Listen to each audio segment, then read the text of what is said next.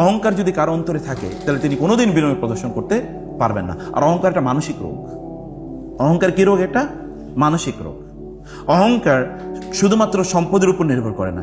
আমি বহু লোক, গরিব লোকের দেখেছি যারা ভয়ঙ্কর অহংকারী, বহু গরিব লোকের দেখেছি ভয়াবহভাবে অহংকারী, আবার বহু ধনী লোকের দেখছি আমি এত এত বিনয়ী যে তাদের বিনয় স্পর্শ করে। অথবা অহংকার এবং বিনয় এটা পুরোটাই অন্তরের ইস্যু। আপনি অনেক সুন্দর জামা কাপড় পরলেই আপনি অহংকারী হবেন না। অনেক ভালো গাড়িতে চললেই, অনেক বড় চাকরি করলে আপনি অহংকারী নাও হতে পারেন, কিন্তু কম করেও আপনি কি অহংকারী হতে পারেন। এই জন্য রাসূল সাল্লাল্লাহু আলাইহি ওয়াসাল্লাম বলেছেন, আল্লাহর কাছে সবচেয়ে ঘৃণিত ব্যক্তি আল ফাকির আল মুতাকাব্বির।